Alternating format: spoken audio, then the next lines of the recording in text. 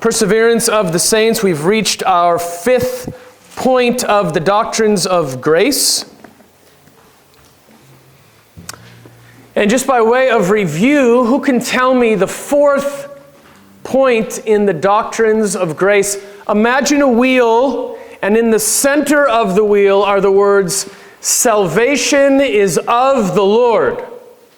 And then each one of these points would be pointing to this central idea that salvation is of the Lord. Mufundis. Irresistible grace. Irresistible grace, although we chose a different title to make it more clear of what we're after. Audrey? Effectual calling. Calling is a biblical word, and effectual means successful. It will always happen. We find calling often in the New Testament. Sometimes it refers to the general call. A preacher stands up and says, "Come to Christ." That would be the general call. Many are called, few are chosen. Then there is the effectual call. And of the many passages that teach this, we pointed to one passage where it was most clear. We felt as though here was an example of God changing a person's heart sovereignly, softening their heart, giving them eyes to see. Who can tell me who that was? Sister Melinda. That's it.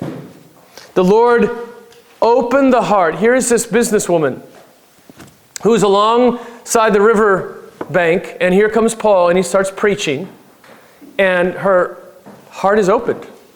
And we began, remember, with the story of Spurgeon.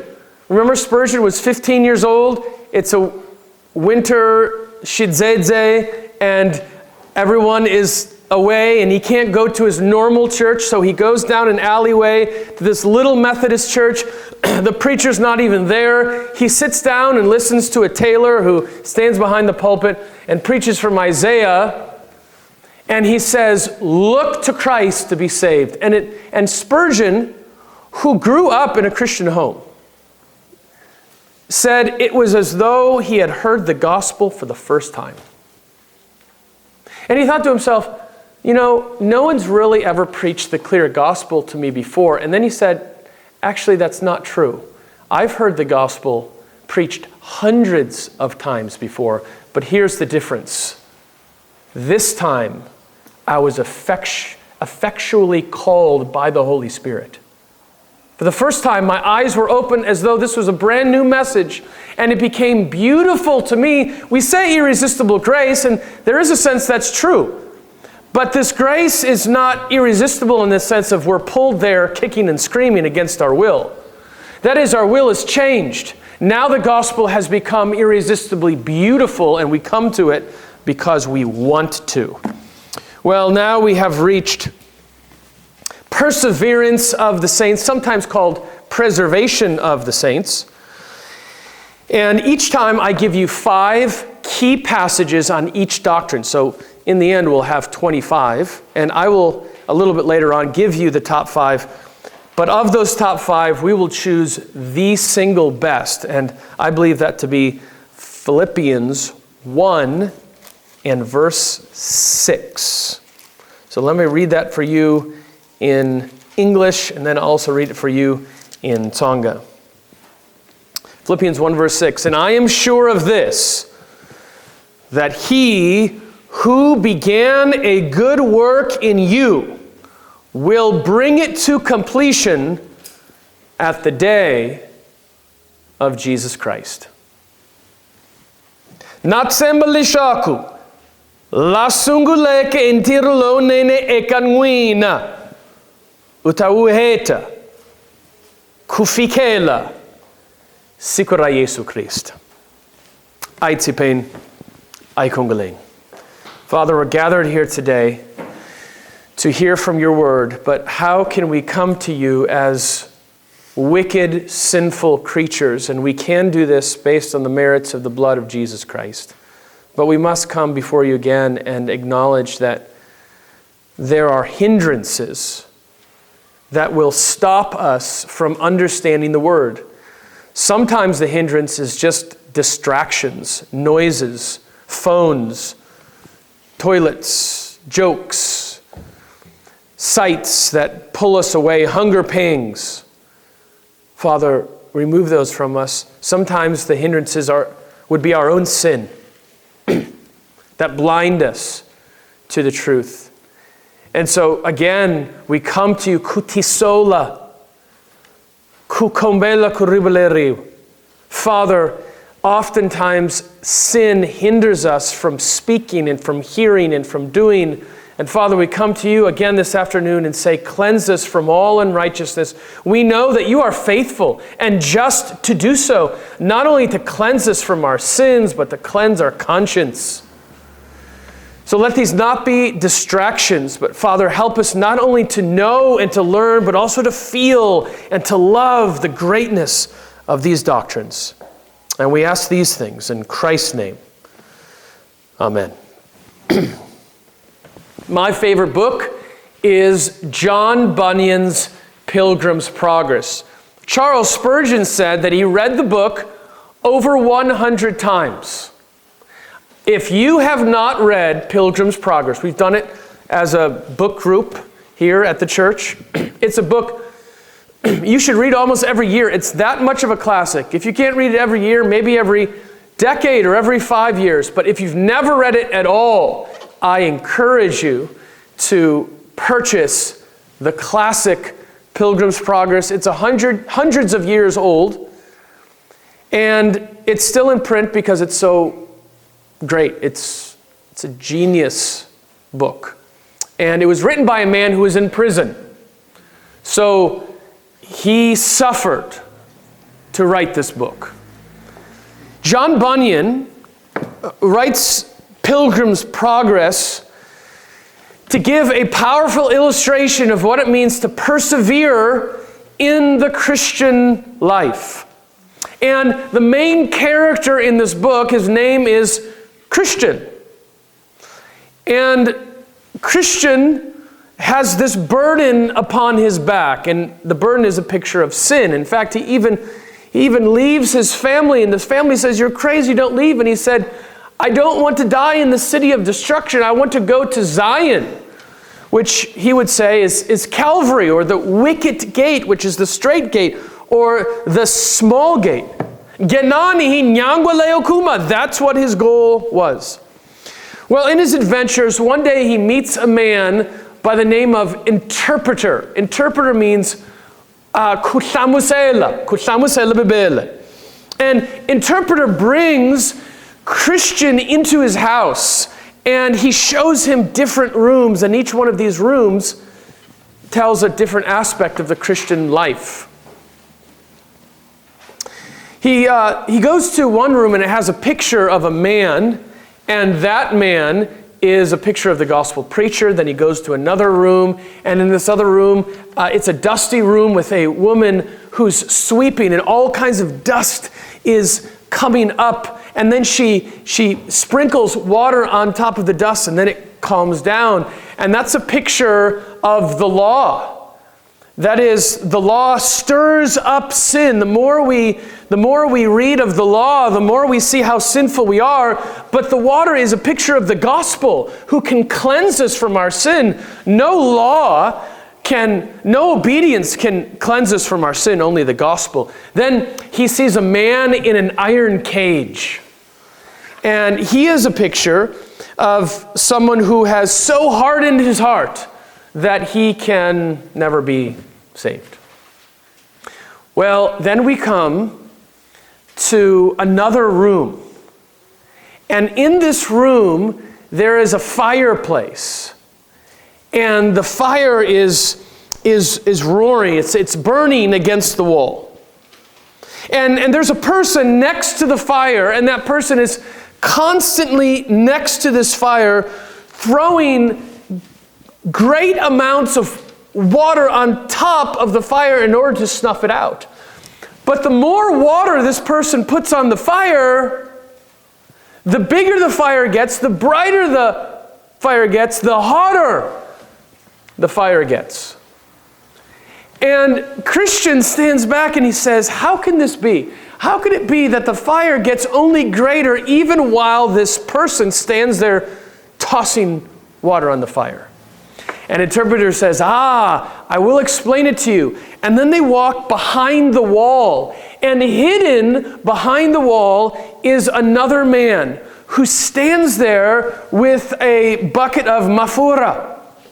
And munuloi ahosha mafura, inside the fire, the oil inside the fire. And so the more the more oil he throws on the fire, the bigger the fire gets, the hotter the fire gets, the brighter the fire gets. Christian says, what does this mean? An interpreter says, the fire is a representation of grace in the Christian's heart. And the man throwing the water on the fire is Satan. It's the devil who's trying to snuff out the grace of Christ in our hearts. But the man on the other side is Christ. And Christ is keeping the fire burning in our hearts. He's doing it secretly. He's pouring the oil secretly to keep it going.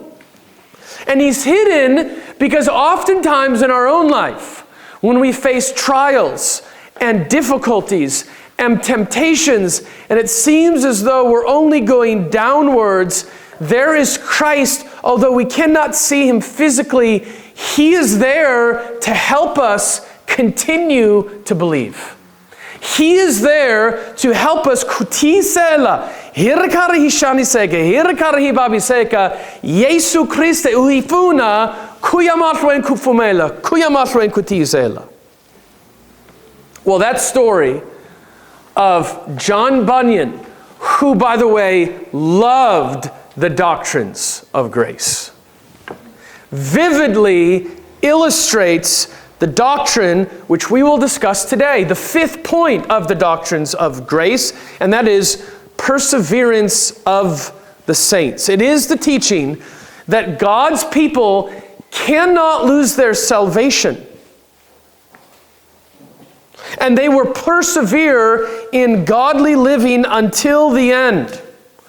Now, often people will confuse preservation of the saints, we would say kuthaisava Christe, and perseverance of the saints, kutisela, shailana ashifani.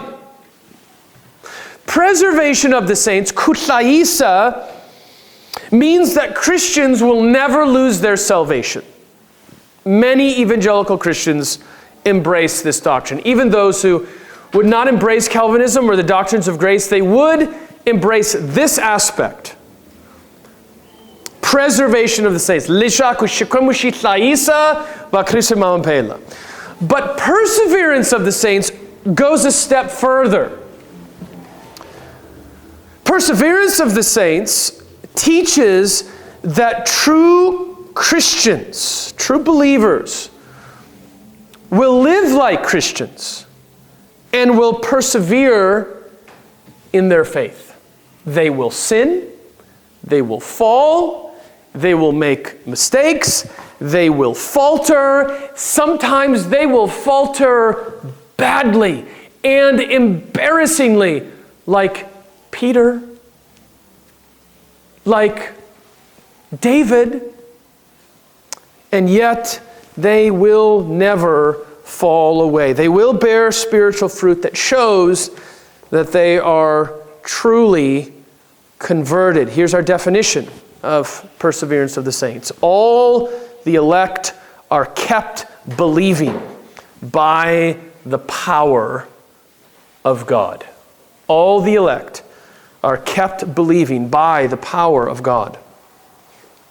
Now, we will focus primarily on perseverance of the saints, although I would like to begin by just taking a little time to talk about preservation of the saints. Remember, kuthaisa and kutisela.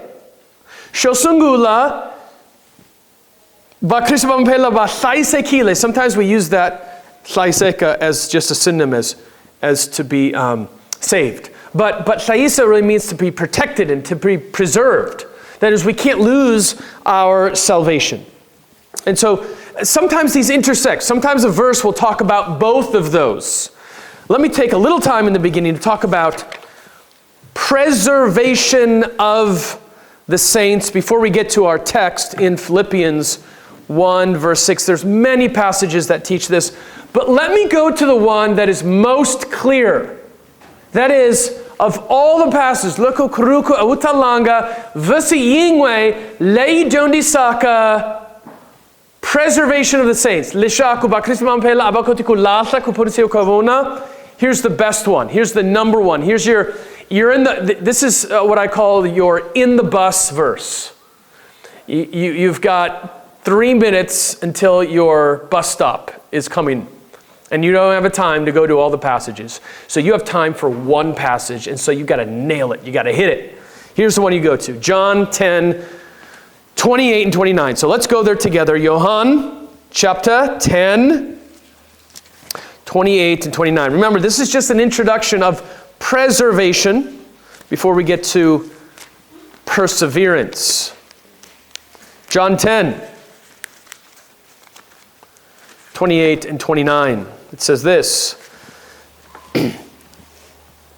I give them, this is Jesus speaking, I give them eternal life, and they will never perish, and no one will snatch them out of my hand. My Father, who has given them to me, is greater than all, and no one is able to snatch them out of the Father's hand. Notice 4 marks in just these 2 verses that point to eternal security. Now this is important because there are many churches that teach Christians can lose their salvation. I would say there are even many true believers who believe you can lose your salvation. The Methodist Church believes that you can lose your salvation. Many Pentecostal churches, especially the Assemblies of God, believe that you can lose your salvation. The Church of the Nazarene holds this. And then you have the Roman Catholic Church that in many ways believes that someone can lose their salvation. You can commit venial sins or mortal sins, and so it's possible actually to lose your salvation. So it's important for us to understand these passages. First of all, number 1, notice that Jesus gives eternal life. By definition, eternal life means life that does not end. So that alone, if we're given eternal life, that alone shows that we can't lose our salvation. Number 2, Jesus gives an unqualified assertion that Christians will never perish. He says, and they will never perish. They will never fall away. They will never lose eternal life. The way that Tsonga says it, John 10 and verse 28, Mina zitatinika butom limsinga heriki tinga ka tinga lovi. Now in Tsonga, there's 3 ways to give a negative. You can say unga lobi, unge lobi. You can give different phrases, but this is the strongest way for someone not to lose a negative. Tinga ka tinga lobi. They will never ever lose. They will never ever perish. Number 3. Not Satan, not sin, not even ourselves. No one will snatch believers from the Father's hand. That's encouraging to us. No one will snatch us from the Father's hand. Satan does not have more power than the Father. In fact, it's even said in the next verse, in verse 29, no one will take it from the Father's hand because he is, quote, greater than all.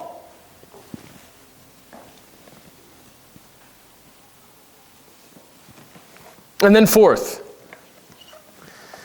Almighty God gave believers as a gift to the Son, which makes it final. This is an excellent verse that shows preservation of the saints, eternal security. We cannot lose our salvation. Now, let me give you a few other cross-references on our way through this doctrine. 1 Peter 1:5.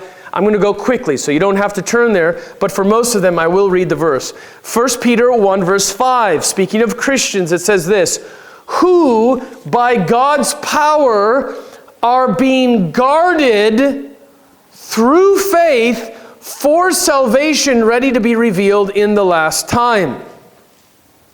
So, what keeps Christians from falling? The verse says it's God's power. It's not our own power. It's God's power that keeps us from falling. Hebrews 13:5. God says, I will never leave you nor forsake you. 2 Thessalonians 3 and verse 3. The Lord is faithful. He will establish you and guard you against the evil one. 2 Timothy 1:12. I know whom I have believed, and I am convinced that he is able to guard until that day what has been entrusted to me. How encouraging. We sing the song, He will hold me fast. That's it. We're not, someone says, I think it was A.W. Pink. They would come up to A.W. Pink and say, how are you keeping? And he said, I'm not keeping, I'm being kept. He will hold me fast. He's holding on to me. If it was me holding on to him, I would let go when difficulties come. Jude 1, 24 and 25, the great doxology. Now to him who is able to keep you from stumbling and to present you blameless before the presence of his glory with great joy. To the only God our Savior, through Jesus Christ our Lord, be glory, majesty, dominion, authority before all time and now forever. Amen. Ekaloi. Anga ni matimba, yakumithaisa, minga kungubanyeka, nikumi imisa, mingarina shivati imathronikayena. There's that word, thaisa, protecting us. How about the golden chain in Romans 8, 29 and 30? It's an unbroken chain from beginning to end. If God foreknew us, that means he would predestine us, he would call us, he would justify us, and he would glorify us. You can't have one without the other. You can't say I was elected, but then I wasn't justified. If God has foreknown us, that means he will predestine us, he will call us, he will justify us, and ultimately in the future we will be glorified.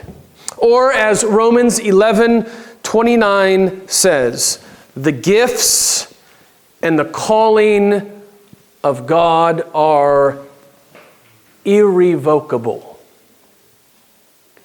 That means God's gift of salvation will never be withdrawn. How many times have I hired someone and they never showed up? Or they changed the terms? Or they left halfway through the job? That never happens with God. Because the gifts and calling which he bestows are irrevocable. Psalm 66:9. God who has kept our soul among the living and has not let our feet slip. The great Puritan John Flavel said, did Christ finish his work for us? Then there can be no doubt, but he will also finish his work in us. That's right. Well, that is kutlaisa. Vakrismam pela Abakote kulasa kuponisiwa kabona. Shikomashi saisila hiamatwain. We cannot lose our salvation. That's the first aspect, preservation. But now we move to the next idea, which would be perseverance of the saints. In fact, even the phrase itself, perseverance of the saints, is actually a biblical term.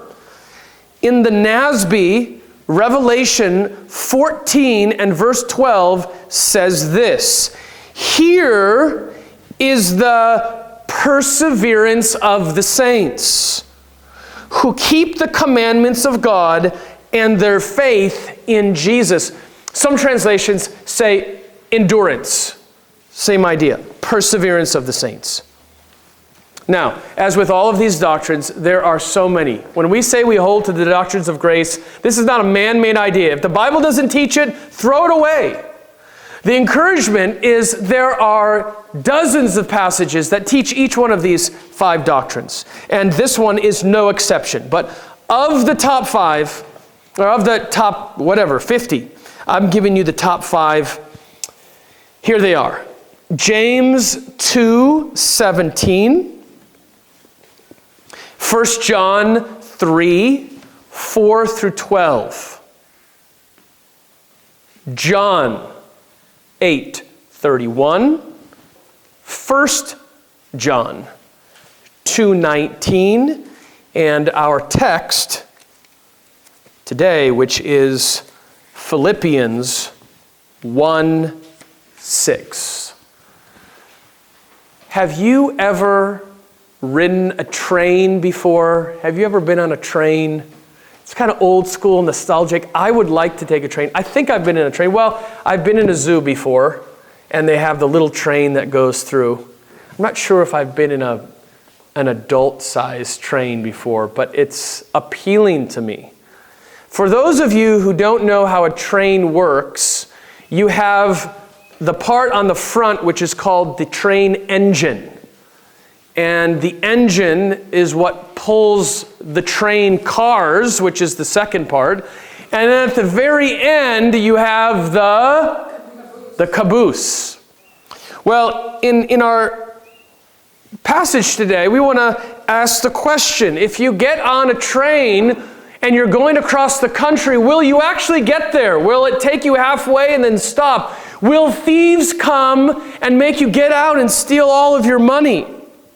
Will you be thrown off the train because you don't have the right ticket? Or will the train break down before you can get to your final destination? Well, with that metaphor, I'd like to use those 3 parts of the train to kind of gather our 3 points here today in Philippians 1 verse 6. You have the engine, you have the train cars, number 2, and then you have the caboose. Those are our 3 points to our message today. Let's begin with the engine. And we'll see that again in Philippians 1 verse 6. Here's what it says: I am sure of this, that he who began a good work in you. Who is the one who began a good work in you? Or in Tsonga, Natsemba, Lishaku, La Sunguleke Intiro Lone Ne Ekanwina. Imani La. Who started the good work in you? Yes, it's God Almighty.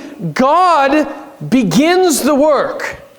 He is the powerful engine that's pulling the train cars. He's pulling us along. He's the one who's pouring the mafura on the fire and keeps it going. The train cars don't pull the engine. We only believe because God Himself gave us the ability to believe. Now, at the same time, it's balanced. We don't say God believes for us. He doesn't save us outside of faith. the means by which we obtain the grace is through faith. Yes, we must believe. But even the ability to believe is a gift from God. And God does not give broken gifts. He doesn't give a gift that will only last till the end of Christmas Day, and by the end of Christmas Day, when you open your gifts, it's already broken. That's not the way God gives gifts. The gifts that He gives us will go on through eternity. How do we know that faith itself is a gift? Two passages. One I'll quote, and then one we'll look at because it's in the same chapter where we are right now in Philippians 1.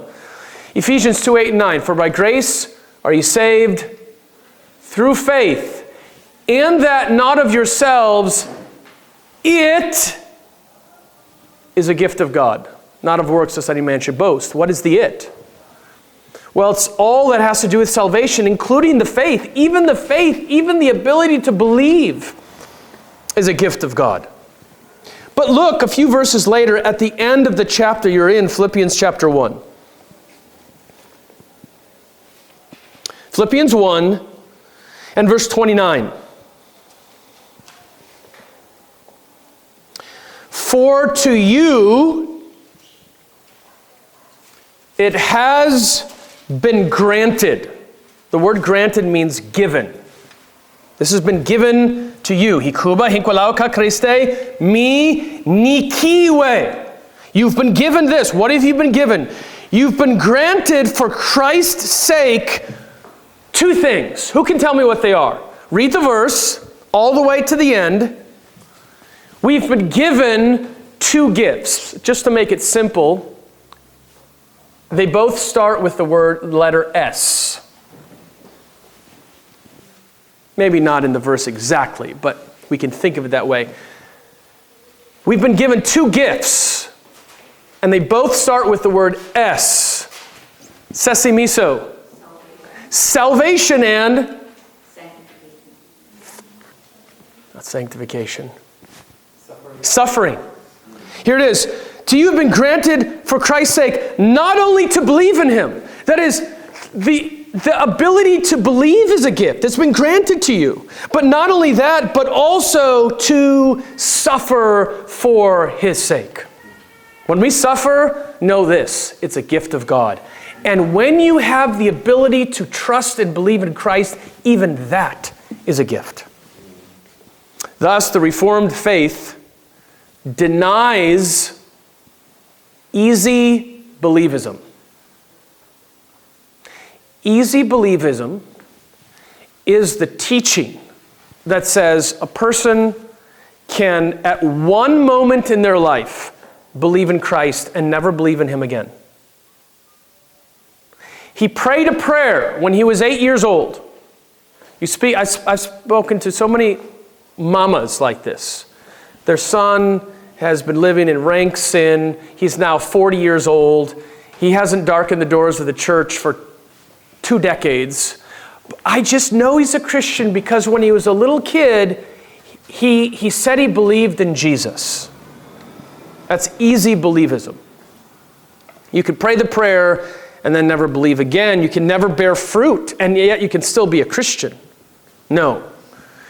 God is the engine that is pulling Christians to the finish line.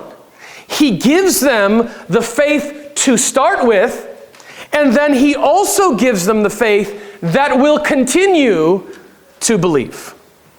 So that's our first point, the engine. He who began a good work in you. Let's go next to the second point. We'll call it the train cars. Let's continue in the verse.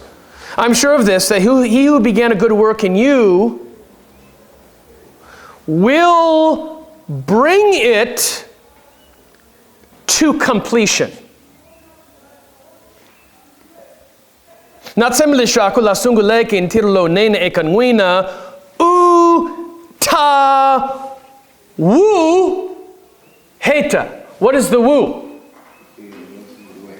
There it is. Intirlo nene. He'll bring it to completion. What is it? The good work that He began in you, which is salvation. This means that Christians keep on believing. The Christian continues to follow after Jesus Christ. Some people supposed that the disciples of Christ were never being pulled by the engine, which is why they fell away. That's exactly right. Why did some disciples follow after Christ and then fell away, never to return, and others continued? It's because the ones who fell away were never being pulled by the engine. The Bible tells us in John 6:66, from that time, many of his disciples, and we could even put quotes around that, went back and walked no more with him, showing that they were never truly converted. Like Judas.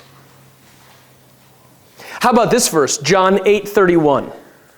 John 8:31 says, if you abide in my word, then you are truly disciples of mine. It's an astounding statement. John 8:31, Hishitsonga. Kutani Yesu akukabayuda labfumeleke ekeyena kungako loko miti sela eritweni ramina mitava badionisiwa vamina kunene. What is the difference between goats and sheep? Kuambani hikwi timbuti tinyimfu ilish. Sheep, according to the verse, persevere in the word of Christ. And if he does not, he is a goat. In fact, the Bible says that a sheep, although a sheep can sin, and even sin egregiously, a sheep cannot persistently live in unrepentant sin. Adulterers, according to 1 Corinthians 6 verse 10, will not inherit the kingdom of God. Does that mean you can't commit any kinds of sin and go to heaven? No, but you can't continue in unrepentant sin and love your sin and get to heaven. In order to explain this, let's look at 1 John 3, beginning in verse 4. 1 John 3.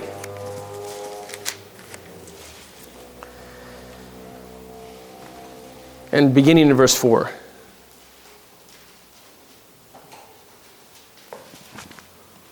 And we'll read to verse 12. 1 John 3, beginning in verse 4. Yohani Osungula, chapter 3, Kusukasela, verse number 4. Everyone who does sin also does lawlessness, and sin is lawlessness. And you know that he was manifested in order to take away sins, and in him there is no sin. Verse 6, no one who abides in him sins. Now, let me pause there for a moment. This is why the analogy of faith or analogy of Scripture is important. That's just a fancy term, although you need to know it because you'll find it in books. It just means that Scripture agrees with Scripture and Scripture interprets Scripture. So if you find one passage that says A and another passage that you think says B and they contradict each other, the solution is to understand them better so that they agree. Sometimes people think that Galatians and James disagree with each other. They don't disagree at all. You just have to have a better understanding of it. We know that Christians sin. In fact, we know it from this very book that we're in. Right? 1 John 1 verse 8. Kungaku loko, hibul lishaku, ahina budyoho ha? Okay, so we know that Christians sin. We know from the book of James, which says, confess your sins to one another. Right? So we know we sin. So this is where the analogy of faith comes in. This is where Scripture interprets Scripture. Therefore, we know that this must be talking about some kind of sin. That is a persistence in sin. The one who abides in him, no one who abides in him sins. No one who sins has seen him or comes to know him. Some would say persistent sin. Little children, let no one deceive you. The one who does righteousness is righteous, just as he is righteous. The one who does sin is of the devil, because the devil sins from the beginning. The Son of God was manifested for this purpose, to destroy the works of the devil. Everyone who has been born of God, this is verse 9, does not sin, or that is, does not continue in sin, because his seed abides in him, and he cannot sin because he is born of God. By this, the children of God and the children of the devil are manifested. Everyone who does not do righteousness is not of God, as well as the one who does not love his brother. For this is the message which you have heard from the beginning, that we should love one another. And we'll stop there. If you have the ESV, I'm reading this from the LSB, the ESV, I believe, says persistent sin, or continue in sin. Obviously, Christians still sin, but they cannot continue in unrepentant sin. I'm sinning this way, I don't care, I'm going to do my own thing, it doesn't hurt my conscience. No. True Christians are not mere hearers of the word, according to James, the book that you just learned from previously. They are doers of the word, which is why James 2:17 says, faith without works is dead. Now, stick with me here. In Galatians, sinners are justified before God by grace through faith. In James, sinners are justified before man by works. That is, when we stand before God, the only way that we can be justified is by faith in Christ. He can see our hearts. The way that we receive the grace is through faith. Like the bucket that drops into the well. What's going to save us is the water, but the way that we receive that is by the bucket. Or the way that we receive the faith, the grace, is through faith. But before man can't see our faith. All they can see is external. That's what the book of James is about. That's why it says we're justified by works, that is, before mankind that cannot see our hearts. And that's why really the theme in James 2 is show me. Show me your faith. You say you believe, show it to me. That's what a true Christian will do. So we have the engine.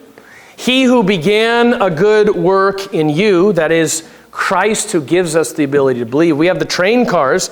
It's coming to completion. It's being pulled by the engine. We are abiding in His Word to show that we're true disciples. We're not continuing in unrepentant sin. Our faith is not dead, which means we're able to live in a particular way. And then finally, number 3, the caboose. And that comes at the end of the verse. We'll bring it to completion at the day of Jesus Christ.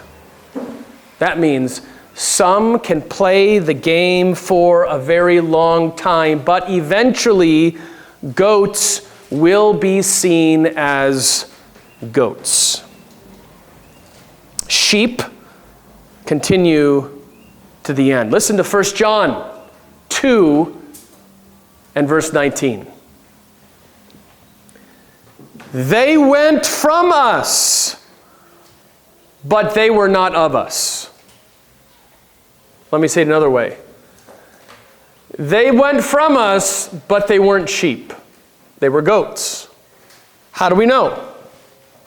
For if they had been of us, if they had been sheep, they would have continued with us. They would have continued with the sheep. But they went out that it might become plain that they are goats. Or as the verse says, plain that they all are not of us.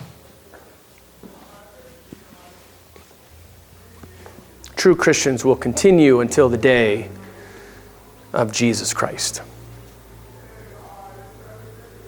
Now, I have some objections. Each section of the 5 points, we brought up objections. The person who says, but I actually have 10 of them. I'll go quickly. That is 10 passages, 10 objections. Someone comes and says, I don't agree with this because of this particular verse. So let me go quickly. These are objections. Number 1, Matthew 10:33. Whoever denies me before men, I also will deny before my Father who is in heaven. See, this person is being denied before the Father. That means they've lost their salvation. But of course, we would say that this verse is teaching that the one who persists, the one who is a true Christian, cannot ultimately deny Christ. We know that Peter temporarily denied Christ, right? But what did Christ say? He said, I'm praying for you, Peter, that your, what? Faith would not fail. And so he ultimately did not deny Christ. Judas did, and therefore Judas was denied before his Father in heaven. Matthew 4, verses 1 through 20, that's Shifanisu Shamuhashi. Kokwanashisana, Batiba, Shifanisu Li, Shifanisu Shamuhashi. You have the 4 soils. The biblical teaching is that you have 3 who are unbelievers and 1 who's a true Christian. Some people will say, yes, the first soil, Mr. Shinyanyana Angaponisiwangi, but actually the second and third soil were Christians as well. They just stopped following Christ. They're still a Christian, they just lost rewards. No. Shifanusha Muhashi teaches that only one of them was truly a Christian, but even among Christians there's differences. They're not all the same maturity, right? 30, 60, 100-fold. In fact, verse 20 even defines it. A Christian is someone who hears the word, receives it, and then bears much fruit. What a beautiful description of a Christian. What is a Christian? A Christian is someone who hears the word, hears the gospel, receives it, that is, believes the gospel, and then bears fruit. Number 3, Matthew 25, 1 through 3. This is the story of the 10 virgins. They have their oil. We would say that the 5 that took the extra oil are the true Christians. Not all of them are true Christians. John 6:66, I mentioned this before. Let me read it again. After this is number 4, after this, many of his disciples turned back and no longer walked with him. Thus, we would say, proving that they were never converted. Number 5, Acts 8, verse 13. Simon himself believed, and after being baptized, he continued with Philip. Was Simon a true Christian? I think it's clear from the words of Peter he was not a true Christian. So we would say he didn't lose his salvation. He simply proved that he was never a Christian to begin with. And by the way, Simon is like many other apostates in Scripture. We think of Esau. Let me just give you some passages. Esau in Romans 9:14, we're told that he was hated. Jacob I loved, Esau I hated. Judas is called the son of perdition, that he was not a true Christian. John 17 and verse 12. It's amazing to me. Some people will say even that Judas was a true Christian. No, Judas followed Christ for a time and then fell away. Demas, 2 Timothy 4:12. Hymenaeus, 1 Timothy 1:19. All of these people walked with Jesus for a time and then apostatized, proving that they were goats all along. Galatians 5:4. You are severed from Christ. You who would be justified by the law, you have fallen away from grace. Not that they lost their salvation. That is, they're trusting in their own works. They left Christ, proving that they were never saved at all.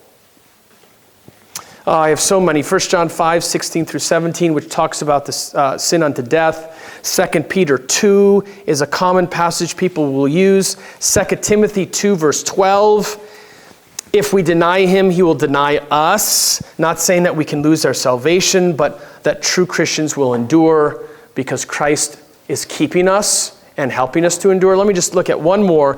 Hebrews 6. This might be one of the key passages. Hebrews 6, 4 through 6. It's impossible in the case of those who have once been enlightened, who have tasted the heavenly gift and have shared the Holy Spirit and have tasted the goodness of the Word of God and the powers of the ages to come, and then have fallen away, to restore them again. I think this is a verse that perfectly describes Simon the magician in Acts chapter 8. He had a level of gospel understanding. He had a level of enlightenment. He had tasted, in a sense, the gospel. He had been around the Christians. He had been in the crowd. He had the fish on the back of his car. He had the I Love Jesus hat. He sang the hymns. He joined the choir. He was in the group for a time. But then, after a while, whether because of persecution or the love of this world, he fell away, proving that he was never being pulled by the train engine to begin with. What a glorious doctrine. Preservation and perseverance of the saints. Preservation means if you trust in Christ, if you are a true believer, you can never be lost. Perseverance of the saints means that those who are the elect will continue to believe. And it's because Jesus Christ is pulling us along, although we have to use the means of grace to hasten onward. I'm just going to sit here and have Christ pull me along. No, the means of grace, the way that we continue on is through the Word. So we take hold of the means of grace. We read God's Word. We fellowship with the saints here as constantly as we can. We pray with other believers. And you say, how do those two come together? Man's responsibility and God's sovereignty. Somehow those two come together. We have a responsibility to be in God's Word daily, and we say, oh Lord, help me to continue on believing. Help me to believe your promises. Help me to stay true to your Word. Help me to stay firm in the doctrines of grace. Help me to be consistent in meeting with other Christians. Help me to be praying daily. Help me to be confessing my sin. I'm going to close with this hymn. It's hymn number 391. Come ye sinners poor and needy. And I'd like to focus on stanza number 3. Because you say, Buddy Paul, I can't become a Christian because I have all this sin in my life, and first I have to clean my life up, and then I'll come to Christ. Well, stanza 3 says this: Come ye weary, heavy laden, lost and ruined by the fall. That's total inability. If you tarry till you're better, you will never come at all. So with all of our sin, we come to Jesus and say, I can't clean myself up. So I come to you now and I say, oh Lord, save me. This is 391 in this book. Oh, is it in there as well? That's right. We'll never come at all. So let's stand together and sing this wonderful hymn as we thank the Lord Jesus.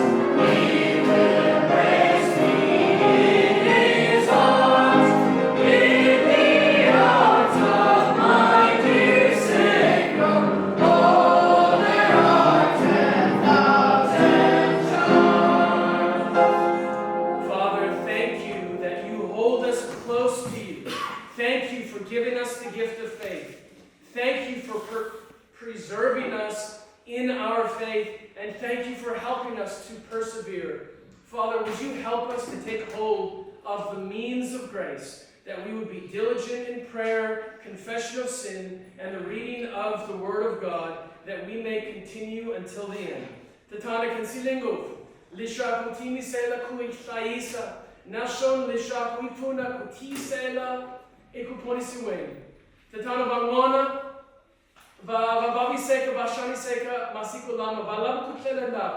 oh, Father, we pray that you would help them to persevere and that you would use us as Christians as tools to help them in their walk with the Lord Jesus Christ. And we ask these things in Jesus' name. Amen.